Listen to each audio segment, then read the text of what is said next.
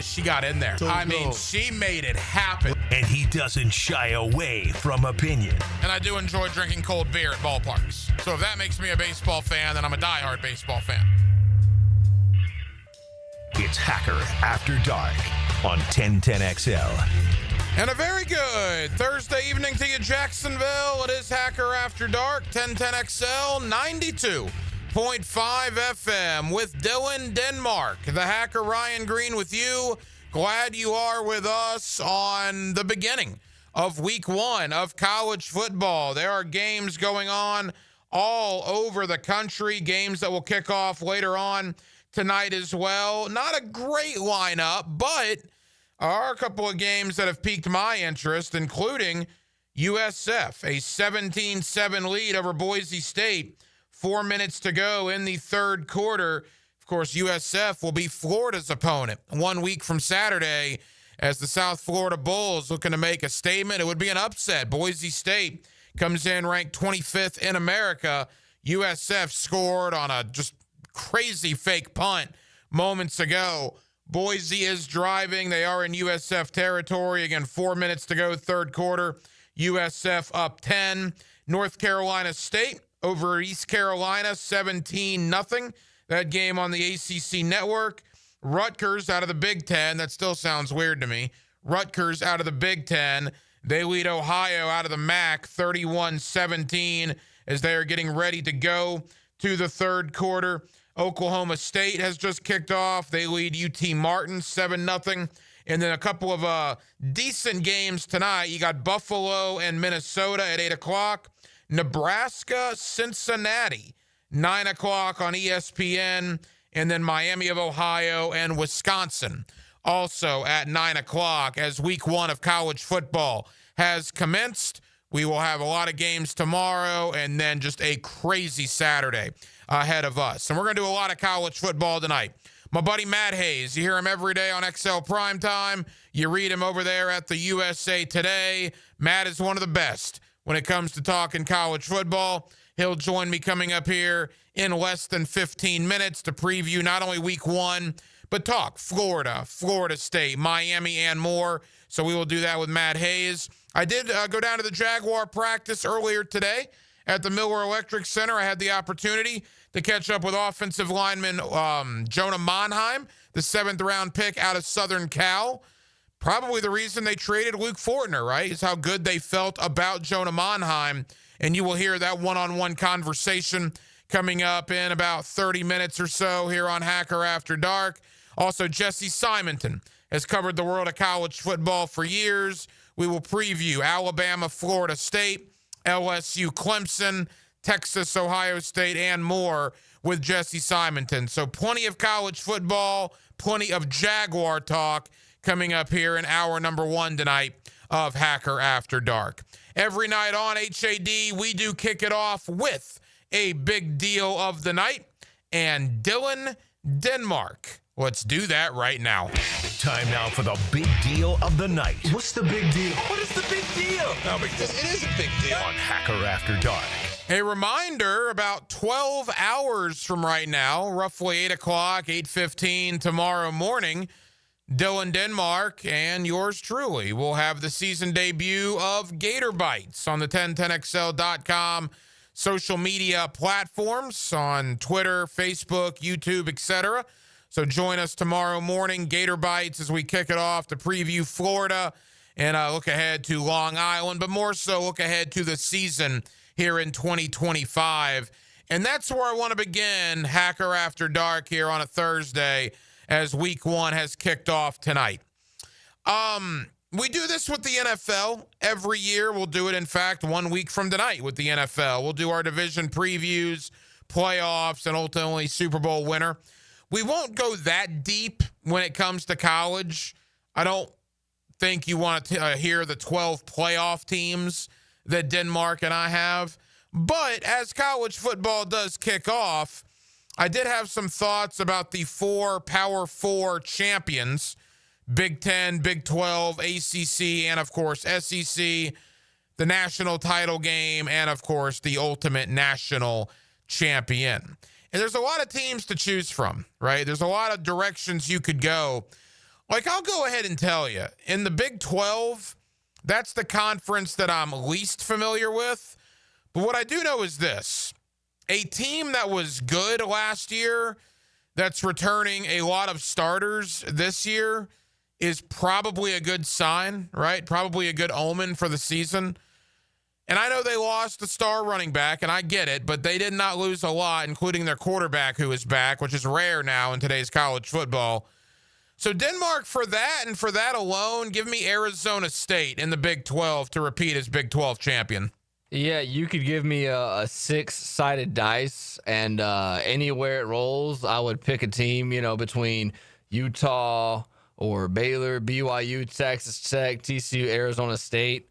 With this one, I would lean Arizona State just because of the success they had a year ago.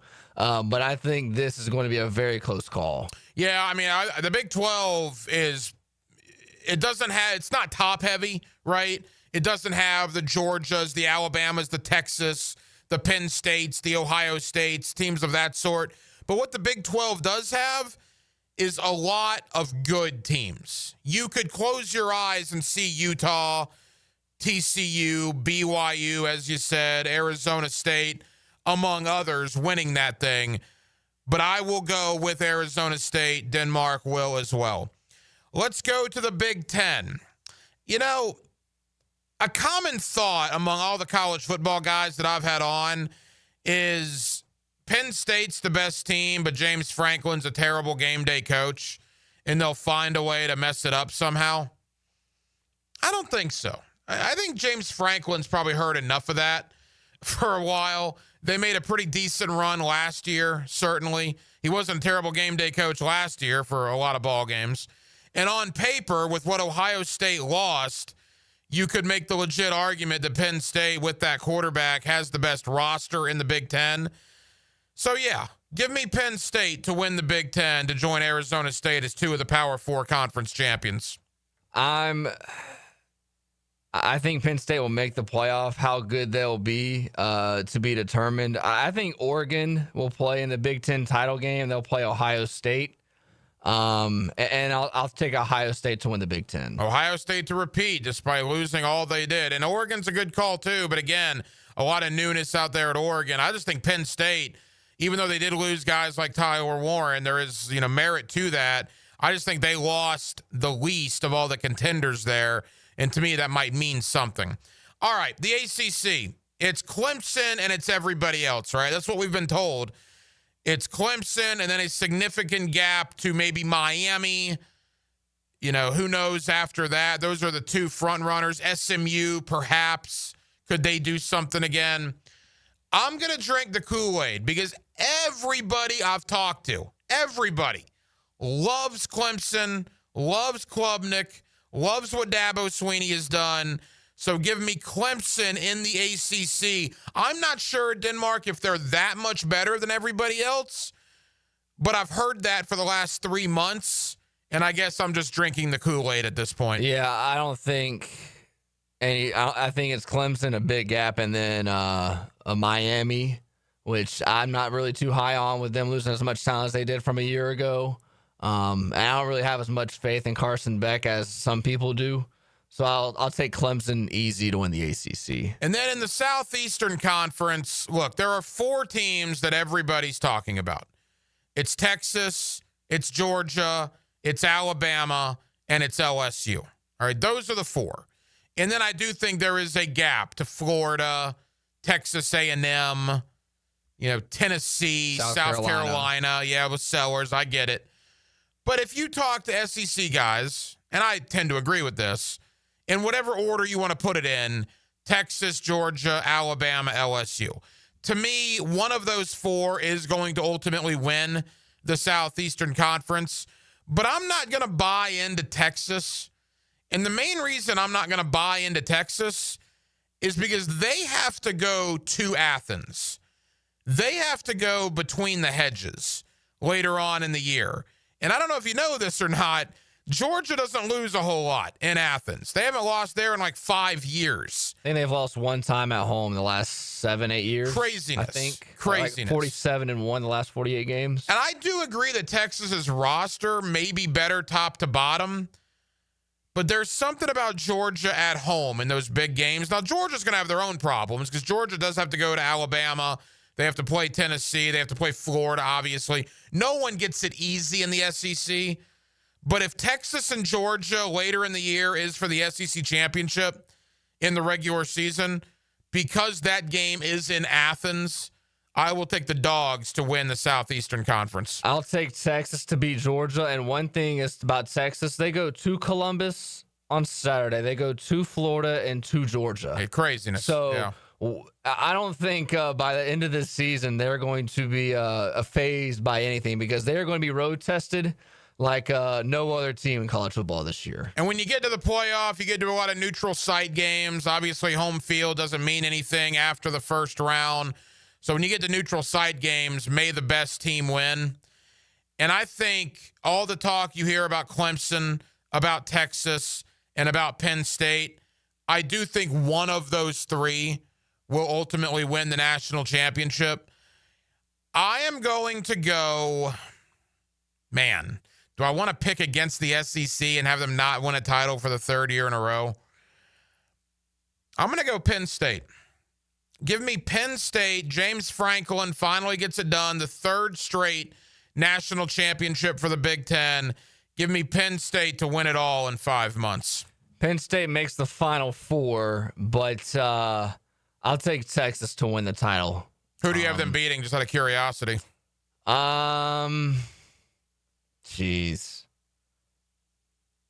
I think they'll beat Penn State. Okay, so we're both very high on Penn State. Yeah, I think because Penn State they have one really tough game at home against Oregon. I think they play Ohio State, don't they? As they do every year. I would have to look. Yeah, the scheduling has changed completely in that conference as of late. But I think Penn State's a lock to go to the Final Four, and I think they fall short.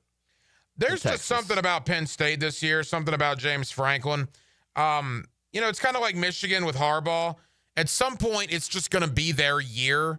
Now, again, I would feel much better about that pick had the Big Ten not won back-to-back titles already. By the way, Penn State's schedule, Nevada, FIU, and Villanova to begin the year. They get Oregon at home. They travel to UCLA. Northwestern at home. They travel to Iowa. They do go to Ohio State. They get Penn State at home. They go to Michigan State. They play Nebraska, and they play Rutgers. So they do not play Michigan, but they do have to go to Ohio State, and they get Oregon in Happy Valley. Those are clearly their two biggest games. They're not even close. Their next biggest game after that might be a trip to East Lansing to play Michigan State. So even if Penn State splits those two, even if they go 1-1 against Ohio State and Oregon, they will still clearly be in the 12-team playoff without question. A lot of college football tonight as the season's kicking off. Thursday night, week 1, a lot of great games ongoing. My buddy Matt Hayes, you hear him every day on XL Primetime. You also read his terrific work at the USA Today. Let's talk Florida, Florida State, Miami, and more. And I'll get Matt's national title pick. Let's talk some college ball. Matt Hayes next, right here on Hacker After Dark. Number 9 opens up his teal and black bag of memories. Let's go, Googans. Let's go, Googans. David Garrard joins Mike and Fat Tony on Jaguars Today. Mondays on 1010XL. Restored by Resto Pros of Northeast Florida. Blue here for the Blue Crab House, located right off of San Jose. It's on Jewington Creek Road. They've been around since 1996. Indoor-outdoor dining. Also, takeout is available at the Blue Crab House. Open 4:30 to 9, Tuesday through Saturday. Sunday, noon until 9. Remember, Tuesday, $2 margaritas. Wednesday, $1 oyster night. How about the blue crabs? How about my personal favorite, the Canadian snow crabs? Whatever it is that you fancy, you get it right there. The Blue Crab House. Homeowners, storms don't wait, so why should you? Protect your home and your wallet with Universal Roof and Contracting. Save up to 20% on roof replacements and repairs now through August 31st. Financing is available with payments as low as $115. Call 855-ROOF-HELP for your free inspection. Universal Roof and Contracting. Protecting your home, building your trust. License number CCC 057165, CBC 1258484. UniversalRoof.com. This date in sports history is brought to you by Southeast Orthopedic Specialists. On August 28, 1977, Nolan Ryan strikes out 300 batters for his 1-2-3-4 fifth consecutive year. Instant Keys. You don't have to go to the dealer. Instant Keys comes to you. Instant Keys saves the day if you have lost or broken keys. They can program new keys and remotes for nearly every make and model of vehicle at a fraction of the dealership cost. Fast, honest, and reliable locksmith service. Call 722-1111. Instant Keys. Instant Keys. You don't have to go to the dealer. Instant Keys comes to you. Hi, I'm John Haney from Clearwater Gutters and Drainage. After heavy rains, the problems are obvious. Mulch blown out of your beds, water standing around your foundation, and that fancy new crater back behind your bushes. Let Clearwater Seamless Gutters help you solve the problem spots. Clearwater Seamless Gutters. We can't sing a lick, but we sure are good at gutters. And drainage, too. Find out more at clearwaterjacks.com. If you are an experienced electrician looking for your next big opportunity, look no further than the Miller Electric Company, a trusted name in the industry for over 96 years. At Miller Electric, we tackle the biggest projects in the city, offering you the chance to showcase your skills on a grand scale. We believe in rewarding hard work with the best pay, top-notch benefits, and an unbeatable culture where people actually care about each other. Take your career to new heights with Miller Electric Company. Apply today at millercareers.com. Miller Electric, an equal opportunity employer. Bueller. Stay cooler with Bueller. Hey, Jason, got a minute? Always. What's on your mind? This time of year, my air conditioner is running non-stop. Hot all day, hot all night. It has to run constantly just to keep up. Well, that's what they do. But if something happens to it in the middle of a 2-week heat wave, I'm in trouble, Jason. I can't wait 3 days or 2 days or even the next day for service. If you can't get someone here today, I'm sweating by tonight. What if it breaks, Jason? You call me, pal. That's what we do. Bueller Air and Plumbing. But you're probably swamped with calls from everyone else's AC that ran nonstop and then broke in a heat wave, so they called you because that's what you do. But we always have room for an emergency. At Bueller Air and Plumbing, we have techs standing by because we know these things happen. So I don't need to worry. Wow. That time you calmed me down without even using the sunglasses. Oh, I was reaching for them. Stay cooler with Bueller. Visit BuellerAir.com. Frank Frangie here for Stanley Pools. If you're dreaming of putting in a pool this year, choosing the right company is the most important decision you'll make. I've trusted Stanley Pools to build my pool, renovate my pool, and maintain my pool. Stanley Pools has been the best in the business since 1988, and they're still family owned. Call them today at 904-269-7277 or find them online at StanleyPoolsFL.com. That's Stanley Pools, a family tradition of fine swimming pools. Football season is back, baby. Hicken here, and I know I'm excited to get back to watching some ball over the weekend. But with the fun comes responsibility. Taking care of your skin while outside, extremely important. We know it feels like 100 out there, and that sun is blazing. Make sure you bring the screen while loading up all that tailgate. It's simple. Protect your skin. It's the Sunshine State. To help you protect your skin, Beaches Dermatology is here. I've been going to them for years, and my skin thanks me for it. Book your appointment today at beachesdermatology.com. Okay, for this Cannons of Jacksonville commercial, we need an idea to really come out with a bang. Like having a guy shot out of a cannon. Nah, too messy. In fact, Cannons is known for all your towing needs. So like my car won't start. No. Towing products. Cannons does custom welding fabrication and installation of trailer hitches, goosenecks, tow bars, truck racks. So you might say Cannons is my best shot at finding that inventory in stock? Boom. You said it. Visit cannonsofjacks.com. 1010XL, presented by Farah and Farah, exclusive injury law firm of the Jacksonville Jaguars. Focused, fueled, fearless, Farah. Now, another great guest on the Checkmate Coatings phone line. Hello. Your floor's missing piece. Back here on 1010XL at 92.5 FM in the city of Jacksonville. We are glad you are with us, and Labor Day weekend is upon us. College football, well, it's going on all over the country right now, as a matter of fact. A ton of games tonight, a bunch of games tomorrow, and then Saturday is just absolutely ridiculous. Even goes into Sunday and Monday. We got 5 straight days to kick off the college football season. Let's talk about all of it with my buddy Matt Hayes. You hear him every day on XL Primetime. You also read his terrific work over there at the USA Today. And Matt's always kind enough to join us here on Hacker After Dark. Matt, happy college football season to you, man. Hack, it's Christmas morning. Can you feel it?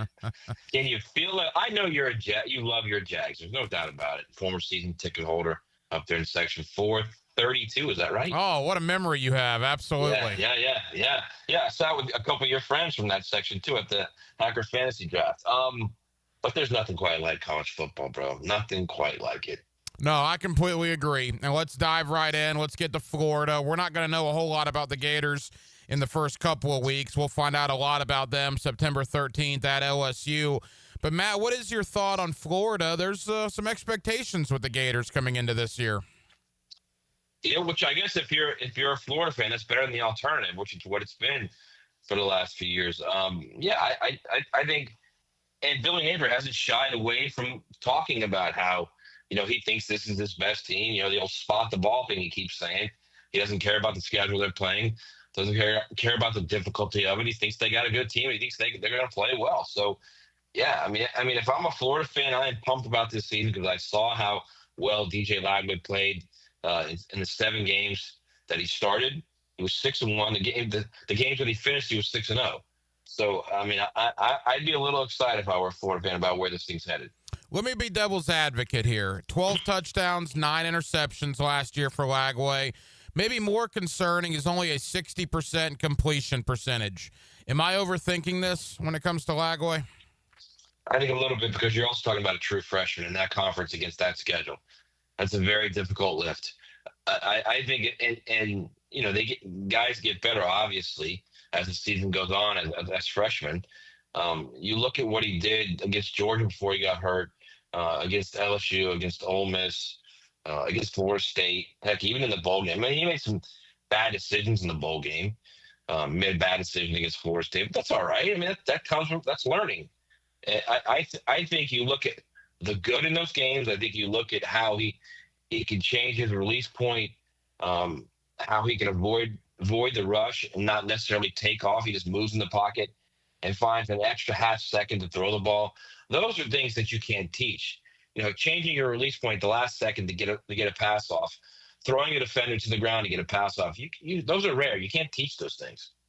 You hear Matt Hayes every day on XL Primetime. You also read his work over there at the USA Today. All right, Florida, that's their story. Again, Long Island, it is what it is. USF, a little bit tougher, but we probably won't find out much about the Gators until September 13th. With Florida State, we're going to find out a lot about them in 48 hours as they take on Alabama. They're trying to get over what was a nightmare season in 2024.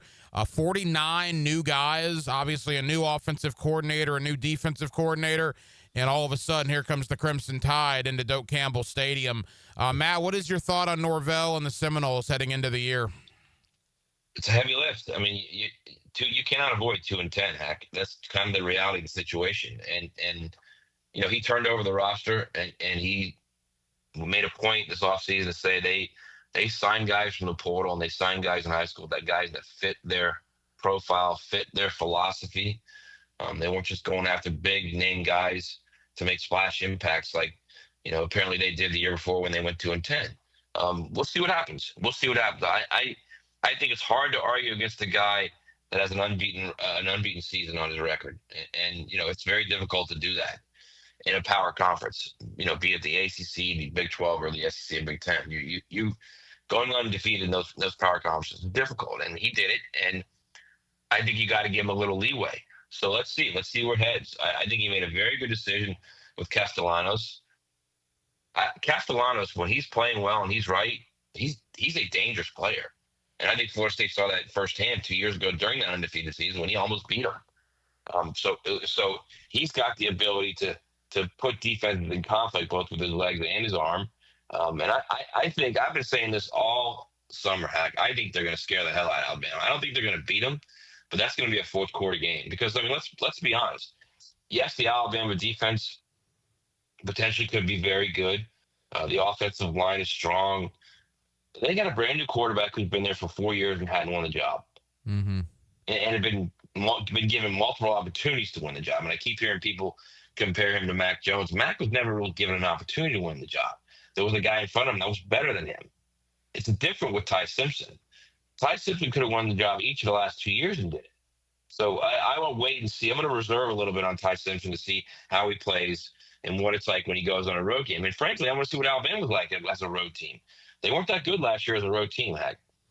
When you talk about Florida State big picture, Matt, I mean, look, if you have prove a 4 or 5 game win total from one year to the next, that's normally pretty good. But in Florida State and Mike Norvell's case, that would be 6-6, maybe 7-5. I know what the buyout is. I mean, the buyout's still enormous. But, I mean, is Norvell okay if they go 6-6 or 7-5 this year? Heck, it's not happening. You're talking about a university that's already, or an athletic department that already is trying to find ways to generate revenue. You know, they just, you know, the renovation of the stadium, they just paid for that. You're not giving a guy $70 million to not coach. No way. They're in it with him. They're in it for the long haul with him. And I can't imagine that they would even, like if someone says, I'll give you the $70 million, I can't imagine they wouldn't say, well, just put it in the athletic department. But, you know, it's probably going to do better there than it's going to be to get him out of here. So they're in with him. And I mean, I don't know why you would run him off if he's got an unbeaten record. A year ago. Clearly, well, I mean, he knows what he's doing. Yeah, okay? no, I agree with that. But I mean, if you go 8-16 in 2 years at Florida State, that's a problem, though, right? If they go 6-6 this year, I don't think so because you're building back and you completely reshape the roster and turn it over. What do you want him to go 2-10 to 10-2? No, is that the expectation now? But I guess my point is he didn't inherit 2-10. He 2-10 was on his watch after the undefeated season. And then if you go 6-6 after 2-10, well, the undefeated season, you're right. That's phenomenal. I mean, there's nothing, absolutely, that's great. But 8-16 in 2 years at Florida State, I mean, that's crazy talk, though, isn't it? I think in a perfect world, when we're talking about the history of Florida State, of course it is. This is a completely different world right now. And also, I think, look, at the end of the day, he made a bad decision with DJ Uiagalelei, a bad decision. And I think years from now, when it's all said and done, he'll admit that. He's not going to admit it now because you don't want to throw a kid under the bus, but that was the problem last year. They didn't have a quarterback. And he could have had a different quarterback, and they didn't get him. So this is the guy he chose.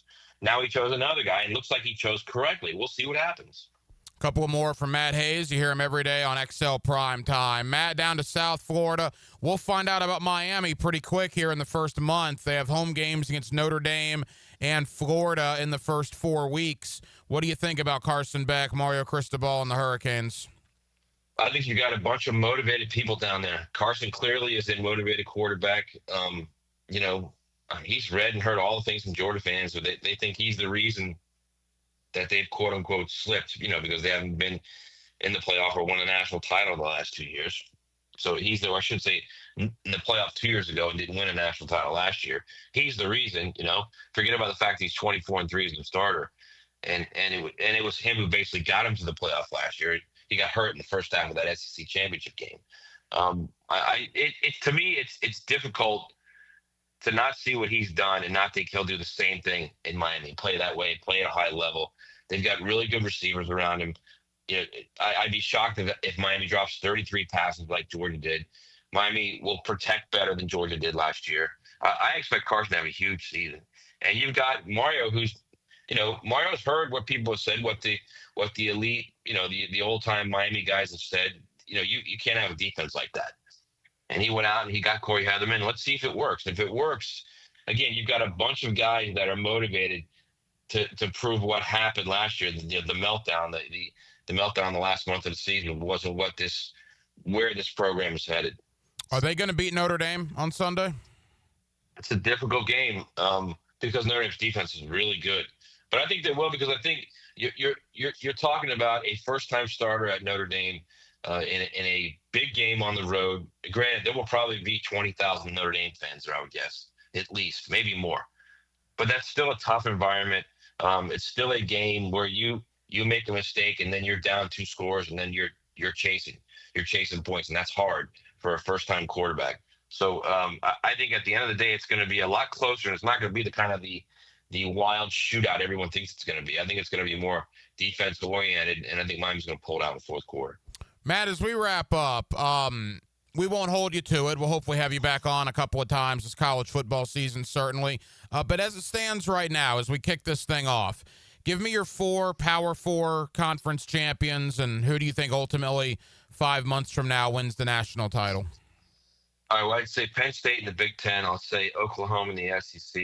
I will say Iowa State in the Big 12, and I will say Clemson in the ACC. And I think Penn State is going to beat Texas in the national championship game. Wow, so you think 3 years in a row the SEC would go without a national champion. You're high on Oklahoma. I remember at SEC Media Days, you kind of made the media rounds there. You're kind of going out on a limb with Oklahoma this year. You know what? I don't know how much of a limit it is, though, man, because their defense was really, really good last year. They were just on the field all the time because they couldn't score points. They had all those injuries on the offensive line, all those injuries at wide receiver. The line is healthy, and they've got a couple impact transfer portal guys on the line. They've got a couple impact transfer portal receivers. And you look at John Mateer. You look at what he's done. You know, look at what he did at Washington State. He's going to have that Cam Ward type impact. He's the guy everybody wanted out of the portal this year. He was probably the number 1 guy in the portal this year. And you get Ben Arbuckle, the hot young offensive coordinator from Washington State. They will score points. And then you're going to really see how good that defense is. I think the schedule plays out for him, too. I know people get to listen to you every day here in Jacksonville on XL Prime Time. I do hope they know that Matt Hayes is one of the best college football writers in America. You can check his work out at the USA Today. Matt, what do you have coming out on the USA Today in the coming days? In fact, just this morning, I did the 25 games that will shape the college football playoff and my final predicted order of finish in the CFP for the final poll. So check that out. Love that. Love that. Matt, I know you're busy. I know you got some travel coming up here on opening weekend. Thank you for the time, and we'll talk again soon, pal. Okay, bro. Anytime. If your house feels like a Florida swamp and your thermostat's just throwing out suggestions, then it's time to call Duck Duck Air Conditioning. They showed up fast, fixed it right, and even cleaned up after. My house is finally chilled, and so am I. Whether your AC needs a quick fix, a full replacement, or just a little TLC, Duck Duck Air Conditioning has got you covered with fast and honest service. Call 904-862-6769 to get your cool back, or online at duckduckac.com. When your AC is stuck, call the Duck. Hey, Hicken here for my friends at Clean and Freaks at Zero Res. Great time of the year to get your house Zero Resified. And right now, you can get your entire home cleaned from Jacksonville's ultimate carpet cleaner. You'll get 3 rooms of carpet clean starting at just $135. Plus, they're throwing in a free hallway and take $100 off the air duct cleaning. Schedule your appointment at ZeroResJacksonville.com or call 287-5727 and ask for the 1010XL special. Zero Res, spell it backwards or forwards. It spells the same. Zero Res. Zero Res. Hello, First Coast. I'm sure by now you have seen our bright green GFL trucks and containers throughout the greater Jacksonville area. We're an industry leader in solid waste and would love the opportunity to earn your business. We're committed to customer service, reliability, and have an unwavering focus on safety. Whether commercial or construction, let us haul your waste away. Call 904-760-5880 to get a quote today from GFL, Green for Life. Hey, Jacksonville DDH. Dreamfinders Danny Hicken here with the scoop from Dreamfinders Homes, your National Builder of the Year. We've got first-year interest rates as low as 2.99% and homes in 20-plus communities throughout Northeast Florida. If you're house hunting, make sure your first pick Dreamfinders Homes, the proud official home builder of the PGA Tour, the Florida Gators, and your Jacksonville Jaguars. Visit DFHSalesEvent.com today and tell them Dreamfinders Danny sent you. I'm with Greg from Cycles of Jacksonville. In the summertime, it really can stretch out most of the year because we love the warm temperatures here in the Sunshine State. Greg, give them an idea of what Honda has to offer. They are all over the board. They've got Honda scooters, Honda motorcycles, we've got Honda boats, we've got Honda side-by-sides. Whatever you like, we've got it. That means adventure is waiting. That's right, and we're ready for you. In the showroom, you can find all that Honda has to offer on Atlantic near Regency, or check out Cycles of Jacksonville's Facebook page. Say goodbye to glasses and contacts with customized vision treatments at Bowden Eye & Associates. Hey, Hicken here. Dr. Bowden and his expert team bring you all the latest options like Evo implantable Collamer lenses, refractive lens exchange, or traditional LASIK. Tailored just for you.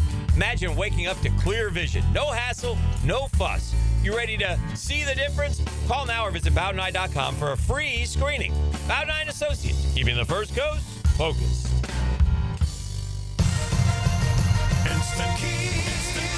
You don't have to go to the dealer. Instant Keys comes to you. Call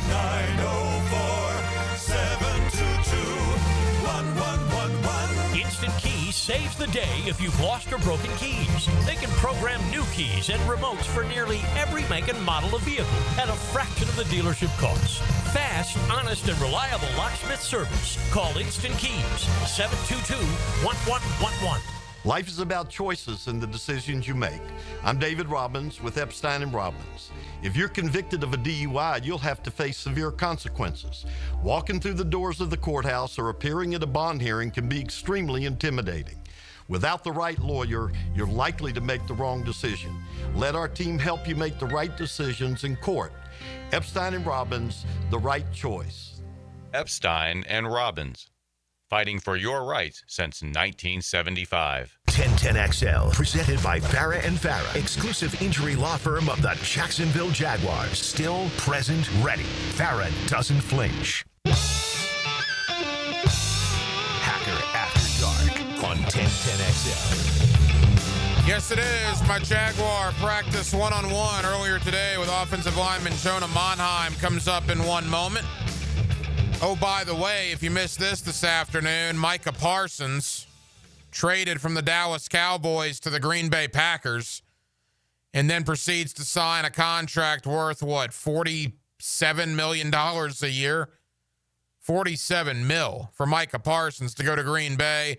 Dallas gets 2 first-round picks, as well as defensive lineman Kenny Clark. Probably could have asked for more. I don't know. 2 first-round picks is nice. They're basically getting what Jacksonville got for Jalen Ramsey, plus Dallas is also getting an established starter in the middle of their D-line. But this is Micah Parsons we're talking about. He might be the best defensive player in the league. And you trade him inside the conference. And, look, it's not Philadelphia or the Commanders or the Giants, but the Cowboys hate the Green Bay Packers. All right, remember all those battles they had with Favre back in the day and the great, rivalry that Dallas and Green Bay is? This would essentially be like Jacksonville trading Joshua Hines-Allen to who, Denmark? The Steelers? Yeah, that's what I was going to say. I mean, that's basically what we're talking about here. It wouldn't be as bad as the Titans or the Texans necessarily, but it's still pretty bad. So I know there's a lot of Dallas fans that are just up in arms tonight, and I quite frankly can't blame you. USF, Boise State, another thing, too, going on. We're going to do a lot of college football tonight. Oh, man, it is derailed for Boise. I'll tell you this, South Florida's up 31-7. Boise was inside the USF red zone. They just fumbled the ball. USF recovered. I don't think Boise State's playing well, all right? Life after Ashton Genty appears to be a problem for them. And I don't think USF is as good as the score would indicate. Having said all that, it is 31-7. USF over Boise State, a top 25 ranked Boise State team. Why am I harping on that? Because USF does come to Gainesville a week from Saturday. You want to talk about a team that will have an abundance of confidence coming into the Swamp next Saturday. The South Florida Bulls were, because they are beating up on a top 25 team right now. Again, 31-7 USF over Boise in the fourth quarter. Jaguar practice earlier today at the Miller Electric Center. I had the opportunity to catch up with rookie offensive lineman Jonah Monheim. Here is that conversation right now on Hacker After Dark. Jaguars wrapping up practice out here at the Miller Electric Center. We got Jaguar offensive lineman Jonah Monheim with us here on 1010XL. Jonah, how we doing? I'm good. How are you? We're good, man. How did practice go out there today? Good, man. Always great to get out here on the grass, getting ready for week 1 with the guys. What a kind of a different feeling is it now? You made the 53-man roster. Congratulations on that, by the way. The practice squad is here. Does it feel more like a regular season vibe for you guys? Thank you. This is my first regular season, obviously, so kind of everything's a first up to this point. But kind of like you said, we're just getting out here, practicing hard, getting ready for week 1. 7th-round pick like yourself, and in the fans' eyes and the media's eyes, there was never a question that you were going to be on this 53-man roster. Everybody thinks you had a terrific camp. Do you echo that? Do you think you had a good camp? Yeah, I think I did some good things here and there, but kind of like it always is, it's never as good as it seems, never as bad as it seems. You've got to improve every single day. There's always plenty of things on the tape to clean up, both mentally and physically. So, it's a constant grind. It's good to be at this point, but I know there's a long way to go. There's a common thought that the reason the team traded Luke is because they felt so good about what you were doing. How does that make you feel, knowing the team has that much confidence in you? Again, it's good. I was very fortunate to come into this situation with Rob and Luke, being great guys. Showing me, what it takes to be an NFL center, how to practice, how to be in meetings, things like that. So I'm super appreciative of both of those guys. Wishing Luke all the best, things like that. But again, it's a great opportunity to come out here, get better each and every day, and have a role on this team. I don't know if you're an analytics guy, but like the PFFs of the world, they love your game. Has there been a motivating factor for you because you were a 7th-round draft pick? I wouldn't even say that. I would say, you always have to have an innate confidence as an athlete, as a football player, and as an offensive lineman. It's a tough sport that we play, and it's a tough position that we play. So somewhere in there, you've got to have a belief in yourself and an innate confidence in yourself no matter what happens, that you'll be able to get through it. You get drafted to Jacksonville, where Tony Baselli is the EVP of operations, one of the best Southern Cal offensive linemen that ever played out there. What's it been like building a relationship with him? It's been great. It's great to have a Trojan like him in the building, so much history. Saw him on the walls of USC throughout my time there, and also great to have another Trojan in the room with me in Chuma. So that's certainly a great thing to have, far from home, but there's still Trojans out here. Final moments with Jonah Monheim. What about Liam Cohen, Grant Udinski, the offensive system? How do you like how things are coming together? I like it a lot. Clearly, those guys are great coaches, very detailed. They care about the right things and really care about instilling the right values and culture within our unit and within this team. So, it's an honor to play for those guys, and yeah. You look at the offense, whether it's BTJ, Travis Hunter, ETN, Diami, Tang, go on down the line. Looks like a lot of speed on this offense, man. How excited are you? Yeah, no doubt. Certainly a lot of guys, I've watched in the past, and now I get to share the field with them. It's pretty cool. The fact that next week is game week. It's here, the regular season. Carolina comes in on Sunday. I know you guys are going to get the weekend off to kind of gather yourself a little bit, but come Monday, what's going to be the mindset of this team? Yeah, it's going to be attack. It's going to be take it one day at a time. Do whatever it takes to get our best product on the field on game day. Final question. Fans are excited. It's going to be opening day here at Everbank Stadium next Sunday. What's your message to the Jaguar fan base? Yeah, can't wait to see what it looks like on game day. Appreciate all the support up to this point, and I'm excited for the season. Jonah, best of luck. We'll look forward to watching you. Thank you, sir. There you go, Jonah Monheim with us here on Hacker After Dark. And as I always say, thank you to the Jaguar PR staff again for giving us access and doing all these one-on-one setups for us.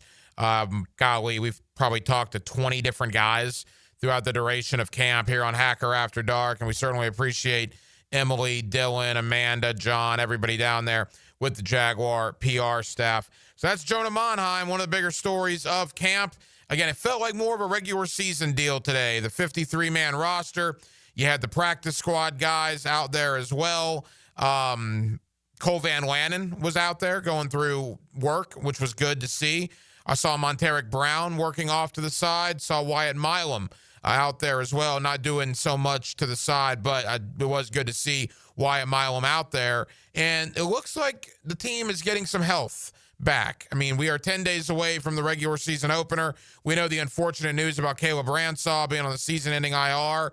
But outside of Ransaw, and I guess Joshua Cephas, if you want to go back to that one, outside of those two, reasonably healthy are the Jacksonville Jaguars heading into the regular season. Not totally, but definitely reasonably in better shape than some other teams in the National Football League. Let's get back into the world of college football. Opening night of week 1 of the college football season.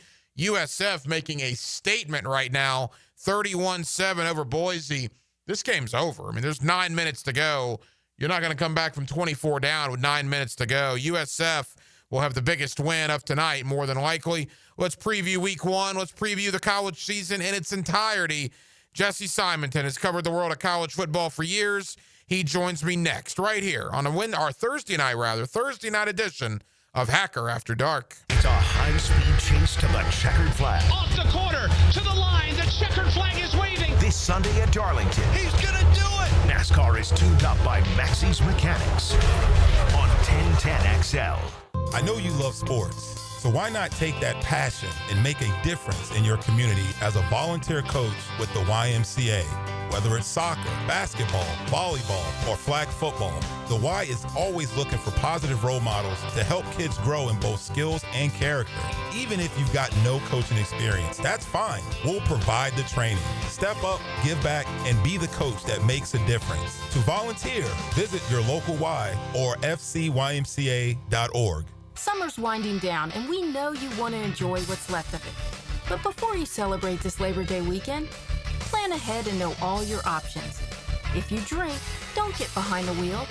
Instead, designate a sober driver or catch a ride service. And if you are the designated sober driver, commit to staying sober. Celebrate responsibly and remember to drive sober or get pulled over. This message brought to you by the Florida Department of Transportation. He thinks he knows what he's talking about. Of course. Find out if he does. Is there anything else we need to know? Catch CBS Sports senior NFL writer Pete Prisco every Friday afternoon on The Franchi Show. Brought to you by Showtime Sports Cards and Collectibles. The best value for golf in Jacksonville remains Cimarron. Totally reestablished with new tee boxes, improved fairways and greens, also a brand new restaurant with indoor and outdoor settings, and live music. Join the Wild One loyalty program online at Cimarron Golf. When's the last time you played Cimarron? Cimarron Golf Club on 210, the Wild One. At Keon Atlantic, the savings are back in session. You'll just need to follow these simple rules to make the most of your back to school. Step 1, switch out your car for an upgrade. Step 2, drive a new Kia starting at $20K. Step 3, make no payments for a whole 90 days. Hurry in to start back to school in a big way. Online at KeonAtlantic.com. Keon Atlantic, your coastal Kia connection. For complete details, call 904-250-0587. David here with Royal Pest Services. It's back. Our summer Centricon Termite Special. New installs begin as low as $249. And if you have existing Centricon, but your renewal is through the roof, we can transfer you to Royal at no cost. Visit RoyalPestServices.com to schedule a free estimate. If you're ready to transform your yard with a fence that stands out, elevate your curb appeal with Superior Fence and Rail. Superior takes pride in offering first-class service, friendly installers, and unmatched fence products. Mention this ad and get $250 off your next project. It's time to get off the fence and call today. When you're on the fence, about a fence, SuperiorFenceandRail.com. Brian Wall here. Would you take your paycheck, go to the bank, cash it, and then simply throw it up in the air? I didn't think so. But in a way, over the years, that is exactly what you're doing if you have old or builder-grade windows in your home. Even if you have a brand new home, those windows are not the best windows you can have to save on your energy bills. Window World has sold millions of replacement windows to homeowners like you, and Window World's customer satisfaction is the highest in the business. Please check Window World out yourself and save on your new windows and on your energy bills. Compare with other companies and you'll see Window World is simply the best for less. It's up to you. You can call Window World and get a free estimate, get the best guarantee in the window replacement business, save money on your new windows, and save more on your energy bills. Call Window World today at 904-443-7001 or go online to windowworldneflorida.com. Thank you for your business. Window World also offers energy-efficient doors. How do you know that your roof is ready for the next big storm?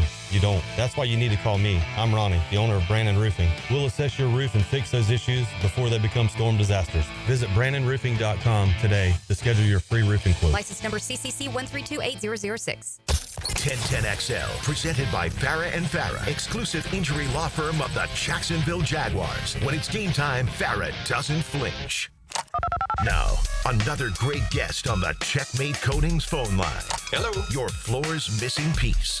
Back here on 1010XL at 92.5 FM in the city of Jacksonville. We are glad you are with us. The college football season, well, has arrived, right? Week 0 in the rearview mirror, but what a Labor Day weekend we have in store. Florida State, Alabama, Miami, Notre Dame, LSU, Clemson, Texas, Ohio State, so many other really good games to start the 2025 college football season. Let's talk about all of it with Jesse Simonton. He's covered the world of college football for years, and Jesse's always kind enough to join us here on 1010XL. Jesse, how you doing?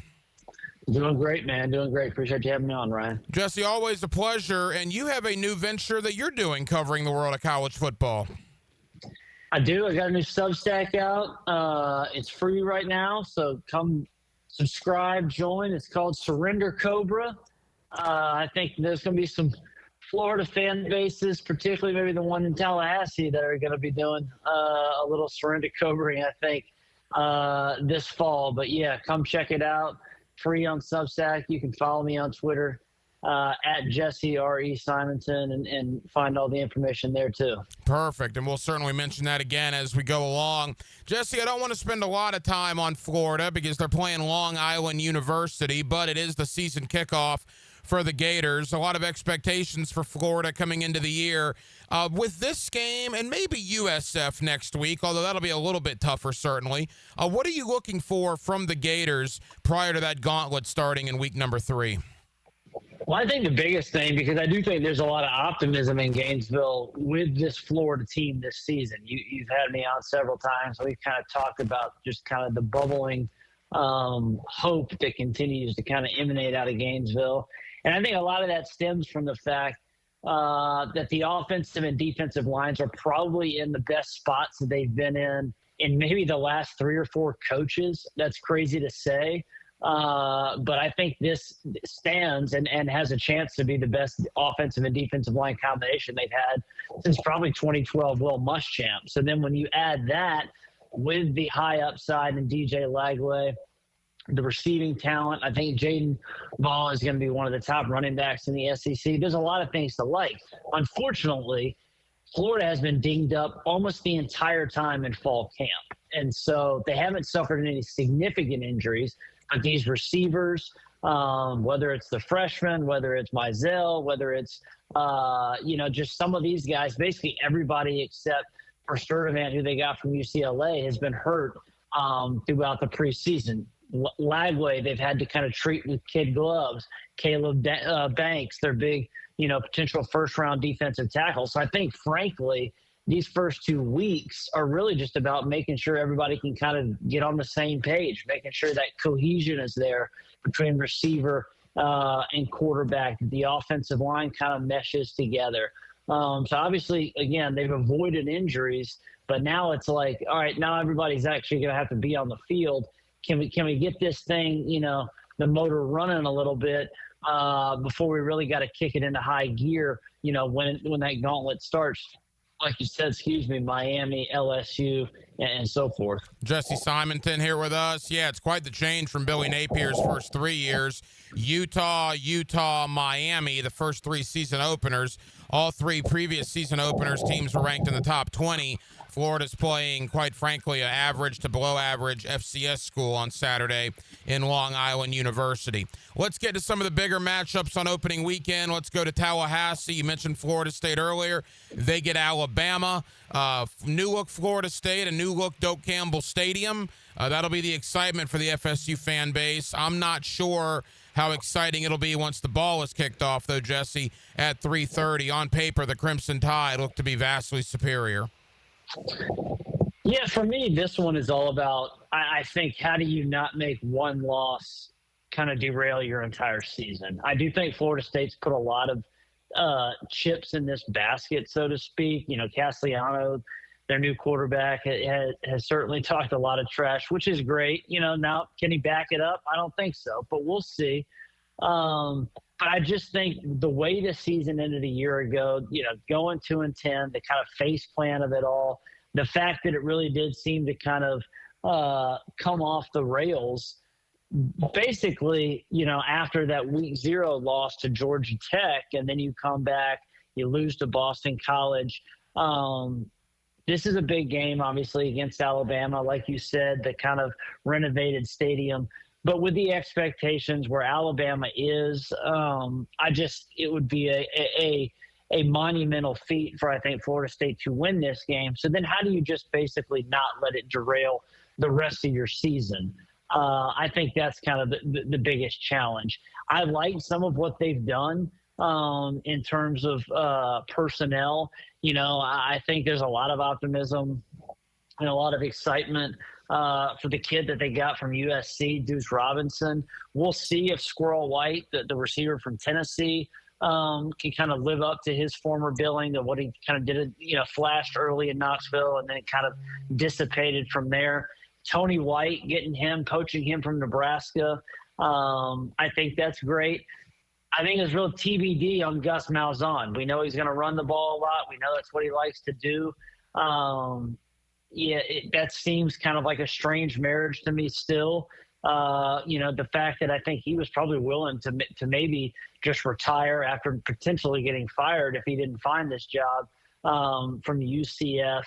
I think it's certainly underwhelming. You know, I joked on my new Substack that, you know, Norvell and the pressure that he's under, you know, really pimped and kind of promoted big changes to come with all these staff changes he made this offseason. He certainly, I think, did that with Tony White, defensive coordinator.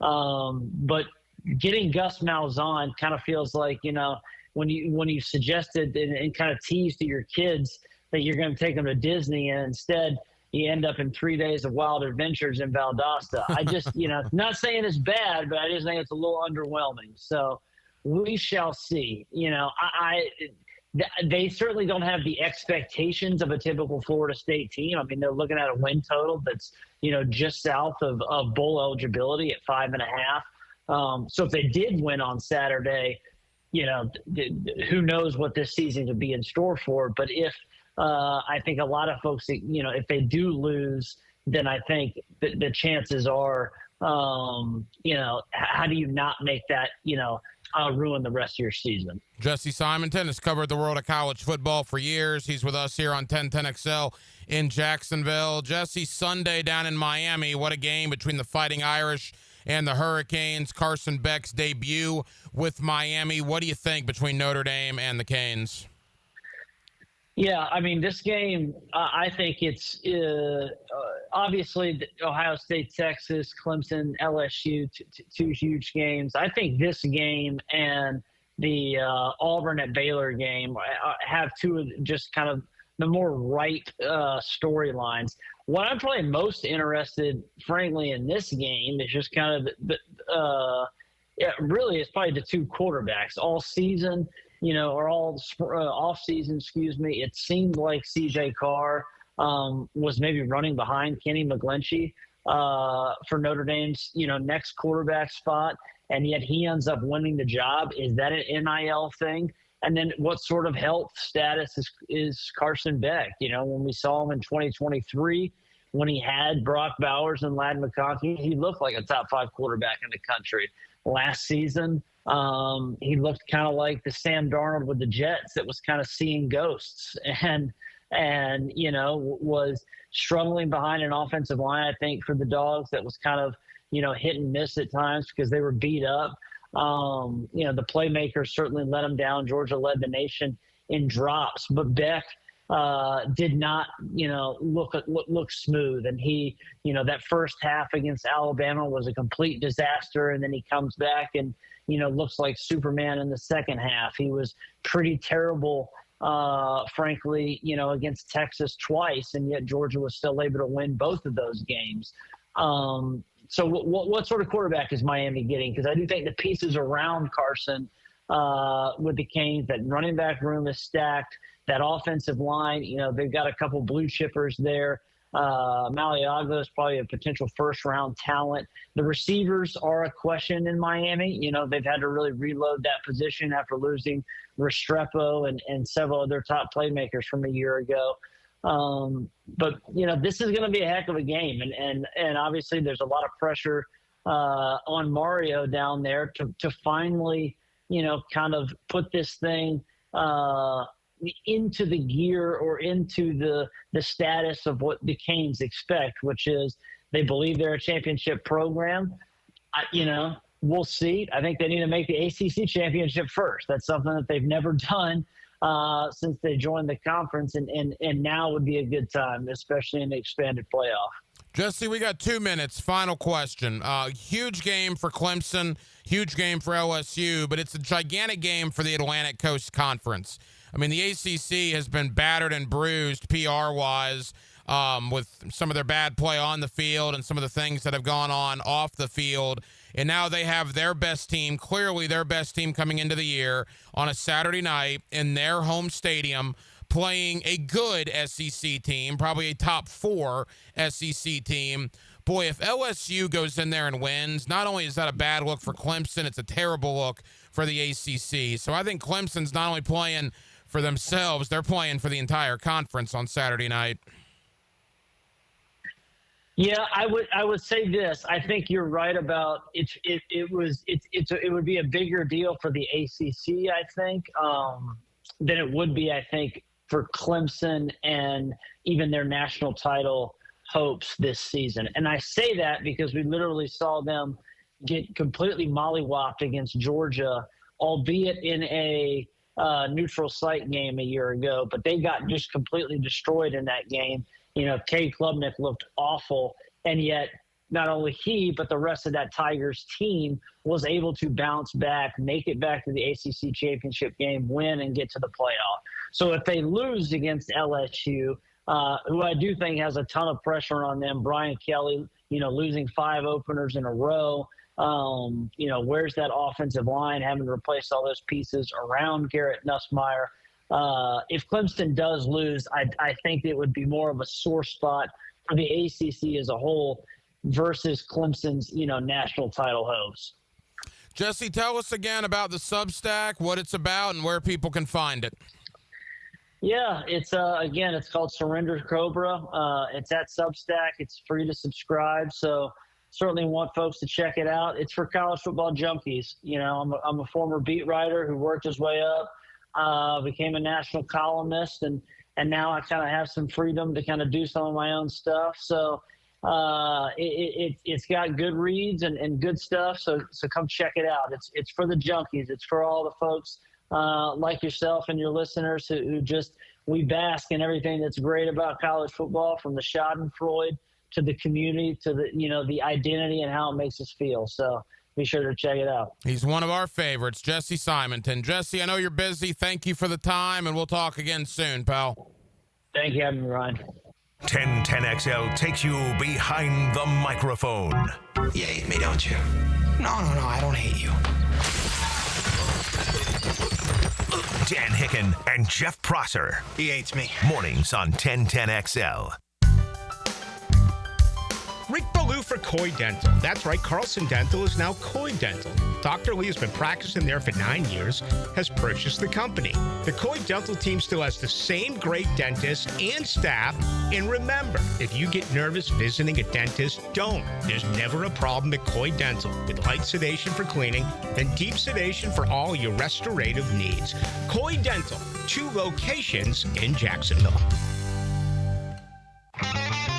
It's time for the Plumbing 411 from Superior Plumbing and Pipeline. Clogged drains happen when grease, soap, hair, and debris build up over time. Even tree roots can invade your pipes.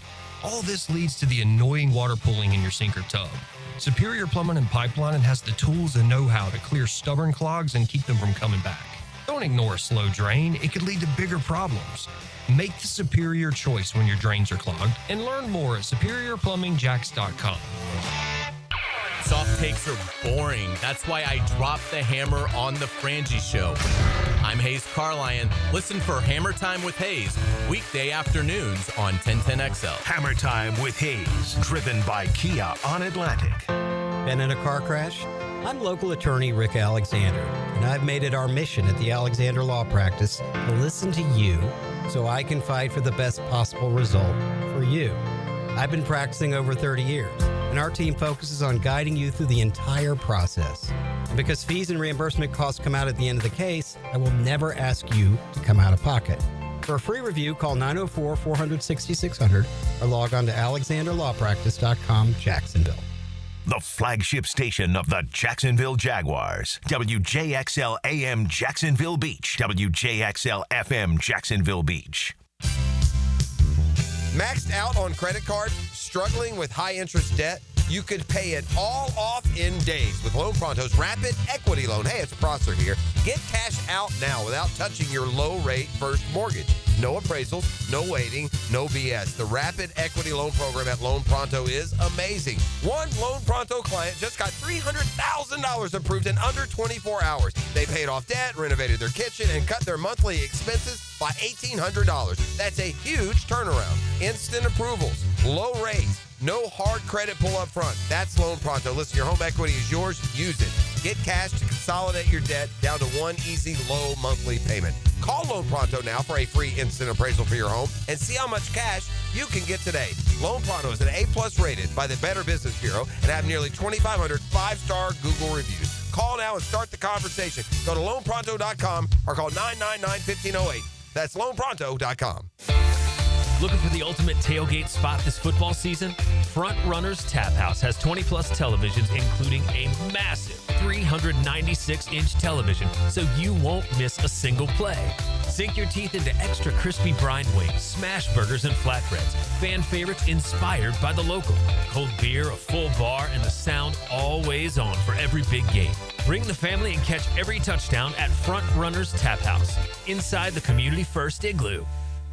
Hello, Jacksonville. This is Dr. Kevin Kaplan, team physician for your Jacksonville Jaguars. At Orthopedic Specialists of Jacksonville, we know not every injury happens on Sundays. Sometimes it's flag football, weekend yard work, or just playing with your kids. That's why we built a team of fellowship-trained orthopedic surgeons, experts in everything from knees and shoulders to spine and sports injuries. Whether you're chasing championships or chasing your dog, we've got you. Learn more at osjax.com. That's osjax.com. 1010XL, presented by Farah and Farah, exclusive injury law firm of the Jacksonville Jaguars. Focused, fueled, fearless, Farah. This is Hacker After Dark on 1010XL. Yes, it is. Glad you're with us. Hacker After Dark, 1010XL, 92.5 FM. We'll be caught up to date on what's going on in the world of college football tonight in just a moment. But clearly the big news nationally earlier this afternoon, the trading of Micah Parsons. Maybe the best defensive player in the National Football League. He's certainly in the conversation. From Dallas to Green Bay. That's right. Micah Parsons is now a Green Bay Packer. In exchange, Dallas gets 2 first-round picks and Kenny Clark, who is a pretty good defensive tackle. So they do get a starting defensive tackle and 2 first-round picks in return, and Green Bay gets Micah Parsons. Now, I guess the question now is, in the hierarchy of the National Football Conference, where does this put Green Bay? Denmark, I mean, if we think Philadelphia is 1, because they should be, they're the defending world champions. There was a lot of people that would tell you the Rams are certainly in the conversation. A lot of people that obviously love Detroit. Minnesota, we'll see about J.J. McCarthy. San Francisco appears to be healthy again. How will they do? Washington with year 2 of Jaden Daniels. But now Green Bay, who was a playoff team last year, and they add Micah Parsons to this team. I mean, what does this do to the hierarchy of the NFC tonight? I thought Green Bay was going to win the division beforehand, and I think with this Micah Parsons trade, I'm pretty confident they can win the division. Overall in the NFC, I I would say they're top 3. It's hard to say with the Rams because Stafford's kind of coming back now with the injury that he had. But yeah, I would have them, 2 or 3 probably if I had to guess preseason ranking for the NFC. So am I, when I look at the NFC and I'm just looking at the Micah Parsons contract here, we're talking $47 million per year, which is absolutely wild. Again, Dallas, 2 first-round picks and a starting defensive lineman. Many people will tell you that was not enough. People in Dallas have to be looking up to the sports higher-ups and saying, what did we do wrong? Right? Luka Doncic in March and now Micah Parsons in August. Are you kidding me? Just absolute craziness. And again, like we talked about earlier, it's not as if Dallas traded him to Washington or the Giants or the Eagles. That would be straight-out blasphemy. But Green Bay's pretty bad, too. That would be the equivalent of the Jaguars trading Hines Allen to the Pittsburgh Steelers, right? Everybody here would want to throw up. I can't imagine what the reaction is in Dallas tonight. But more on that, more on the Jaguars as well as we move along on Hacker After Dark. Denmark, I didn't see this. I don't know if you did. USF has beat Boise State 34-7, I believe was the final. We talk about that trick play, the fake punt that USF ran on that 4th and 6 to score in the first half. Did you see who threw that ball for USF? No. Lachlan Hewitt, the former St. Augustine quarterback from last year. Shoot. Okay. Yeah. I guess he's their punter, right? Wow. Okay. That's news to me. So St. Augustine's own Lachlan Hewitt threw his first collegiate pass was a 45-yard touchdown. I did not realize that. Yeah, he did not. When the punter threw it, I was like, "There's no way that's a true punter." Or that punter's got a lot of experience playing quarterback because that ball was a rope. Yeah, it was like 30 yards downfield. Lachlan Hewitt, 1 of 1 for 45 yards and a touchdown. So from the St. Augustine Yellow Jackets, I remember interviewing him last year at High School Media Day, to prime time opening night college football, a 45-yard touchdown pass to help USF beat Boise State 34-7. That, ladies and gentlemen, is why the Friday Night Lights here matter. Denmark and I will have week 2 of the Friday Night Lights post game here tomorrow night on 1010XL, beginning about 9:30-ish. We'll go on after Bowles, Trinity, and after Bishop Kenny University Christian. Prior to the radio program, I'll be on with Justin Barney on the social media channels of both Channel 4 and 1010XL. Real-time reaction as the games are going on live tomorrow night. So join me on the 1010XL YouTube, 1010XL Twitter, and 1010XL Facebook tomorrow night at 7 o'clock. You can also check us out on the social media channels with our friends at Channel 4 as Justin Barney and I will have Friday Night Lights on 4 Plus and 1010XL beginning at 7 o'clock. Coming up next, let's get back in to the world of college football. A man I've talked to about it for years. This is my buddy Brent Beard. He joins me next on a Thursday night here in Northeast Florida. It's Hacker After Dark. When it comes to your favorite football team, John Osher is oh so sure to find the inside insight to keep you up to date. Wednesdays from 10 to noon on Jaguars Today. Served up by Twin Peaks. Eats, drinks, scenic views. Jaguars football is officially back. Be there as number 2 overall draft pick Travis Hunter, quarterback Trevor Lawrence, and new head coach Liam Cohen take the field for the first time during the 2025 NFL regular season. Secure your seats for when the Jaguars take on the Panthers September 7th by going to jaguars.com/tickets or call 904-633-2000. We'll see you at the bank. Hey Jacksonville, this is Chip Davis, director of the Flounder Pounder Fishing Tournament. We are fast approaching our 16th annual tournament benefiting the Jacksonville School for Autism. With the help of our amazing community, we raised over $1.4 million the last 15 years. This year's tournament will be held at Palm Valley Outdoors on the Intercoastal Waterway. Captain's meeting is Thursday night, October 9th, and the tournament is Saturday, October 11th. I'm inviting you and your family to come out and enjoy our tournament festivities, raise some money, and support autism awareness. Special thanks to U.S. Army Recruitment Jacks for their support. Flounder Pounder for Autism 2025. See you there. You've got fantasy football questions. This is where you get your answers. 1010XL's Fantasy Football Draft Guide with insight from Hacker, Hayes, Fat Tony, and me, Mike Dempsey. Get the guide at 1010XL.com and on all of the 1010XL social channels. Hi, this is Dave Barker. Want to grow your hair back? IHRS, right here in Jacksonville, is the only hair transplant clinic in the Southeast to offer multi-unit hair grafting and the 45-minute PRP treatments. Grow your hair back. Call now for a free in-person evaluation. 904-777-IHRS, 904-777-4477, or visit hairforme.com. Jax is more than a city, beaches, suburbs, or a destination. We're a community that takes care of each other. I'm former Jaguar Tom McManus. J-Dog Junk Removal and Hauling is dedicated to serving you with respect and integrity. From estate cleanouts to furniture and appliance removal, we handle it all. Call 506-1256 for your free estimate today. We're here for you. We're veteran-owned and operated. J-Dog Junk Removal and Hauling.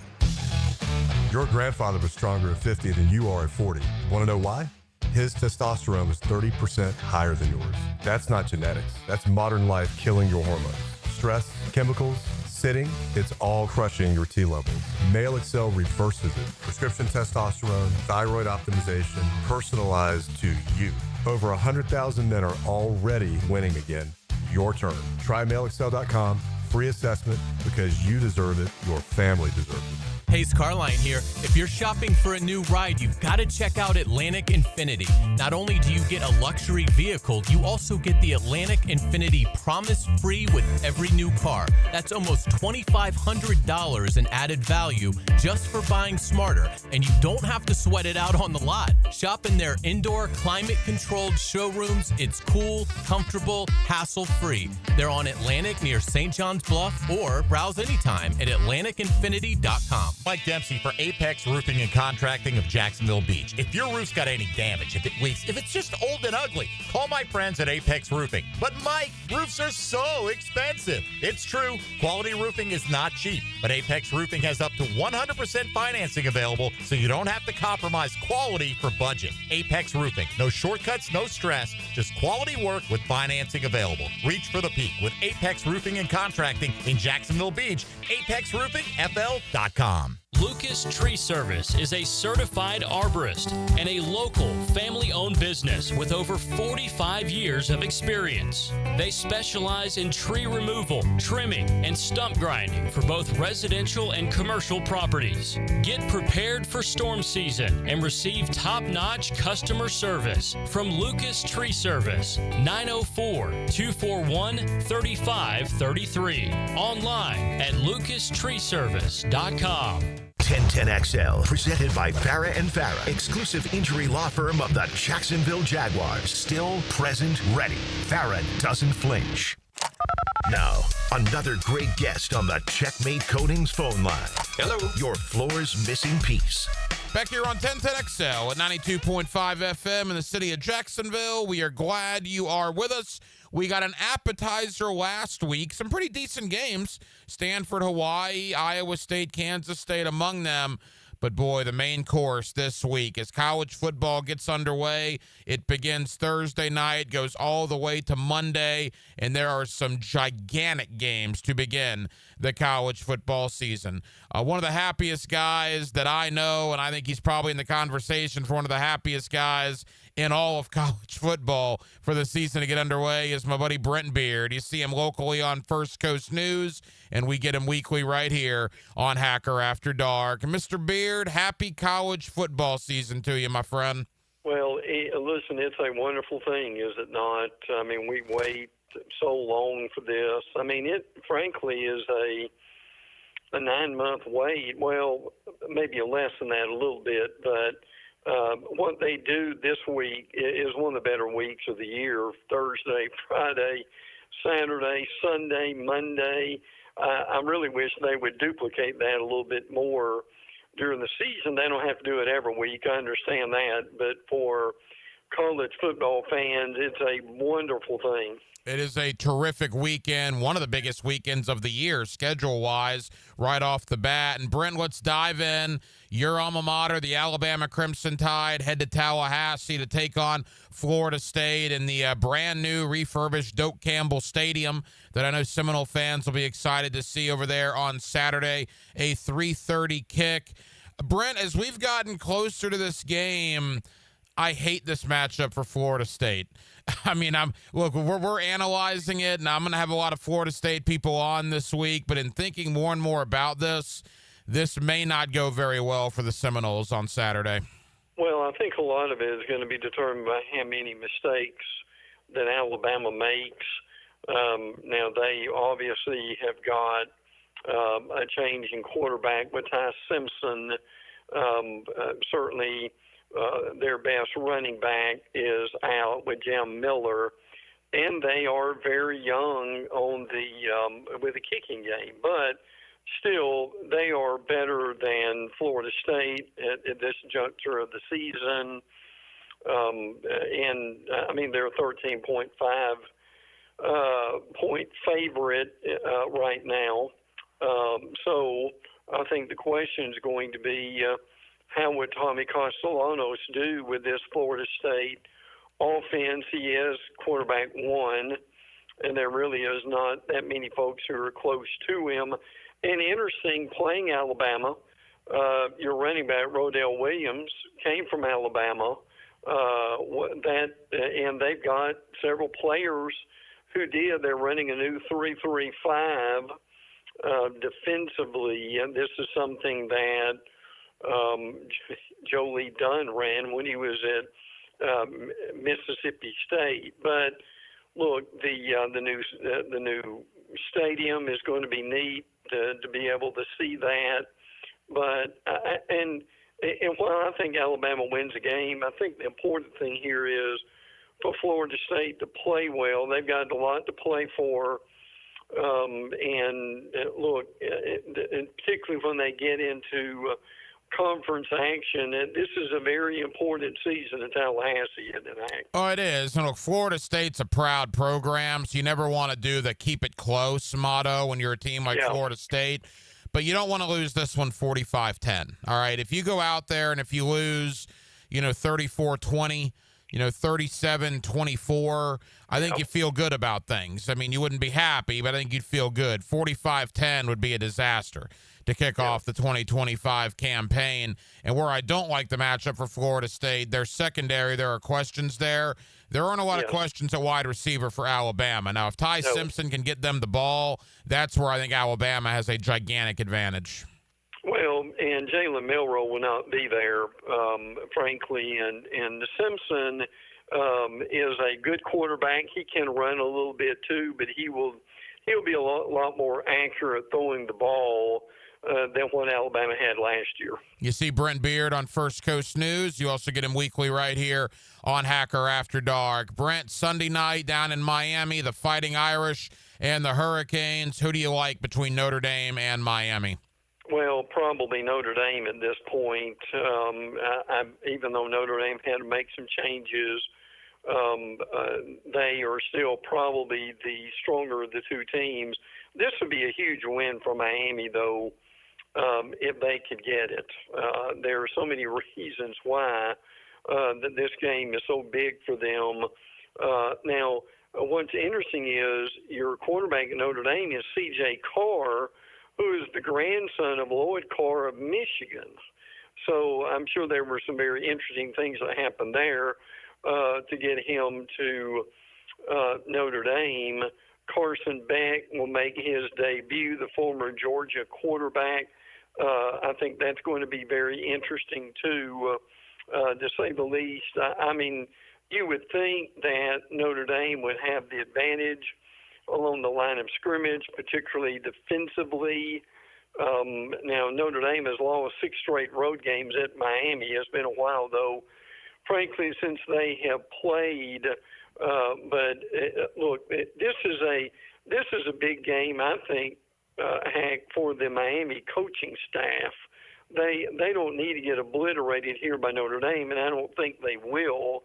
I think they will be in the game, frankly. But it's going to also be important for the Cane defense.